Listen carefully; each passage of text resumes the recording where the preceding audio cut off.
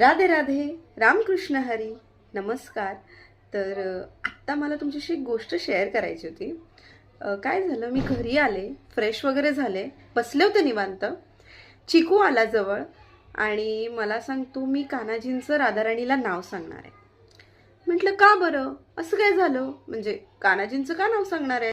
तर सुरुवात इथून झाली होती की त्याने 2 दिवस आधी मला असं बोललेला, टी व्ही मधलं असं एक काहीतरी बघून, की दीदी आपल्याला पण नवीन नवीन घर पाहिजे, आपण नवीन घरी जायचं का, नवीन घर घ्यायचं का.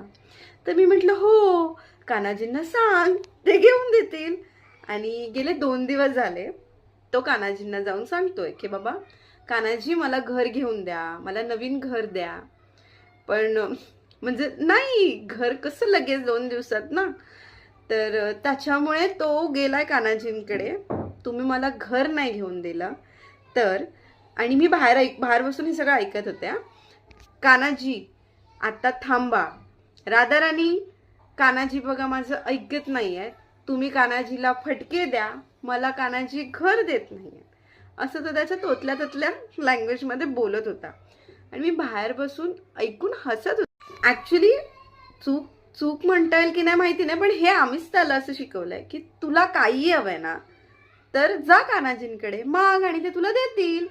म्हणजे त्याला समजा असं कुठलं खाऊ खेळणं किंवा असं नवीन नवीन छान पदार्थ जरी हवेत ना, त्याने आमच्याकडे मागितले तर फर्स्ट आम्ही त्याला सांगतो की जा कान्हाजींना माग, ठीक आहे. आणि आफ्टर दॅट आम्ही त्याला आणूनच देतो ना, म्हणजे ते खेळणं किंवा खाऊ बनवून देतो.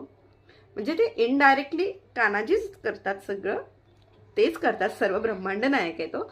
पण मग त्याच्या डोक्यात हे बसलंय की मी कान्हाजींना सांगणार आणि कान्हाजी मला देणार.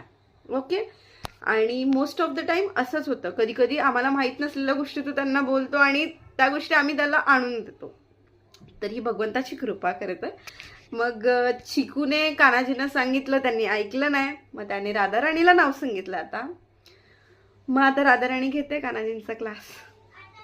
यावर काय बोलावं, म्हणजे मुलं किती निरागस असतात, आपल्या प्रत्येक वचनावर किती किती विश्वास ठेवतात ते.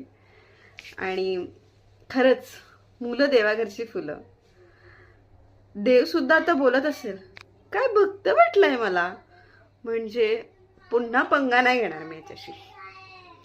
तर सहजच हा प्रयत्न होता एक छानशी गोष्ट सांगायचा, आमच्या घरात आत्ता घडलेली, आणि ही सत्य परिस्थिती आहे, काहीच काल्पनिक कथा नाही आहे. धन्यवाद. रामकृष्ण हरी. तुम्ही जे तुमच्या मुलाला शिकवाल, मुलं तशीच बनणार. सो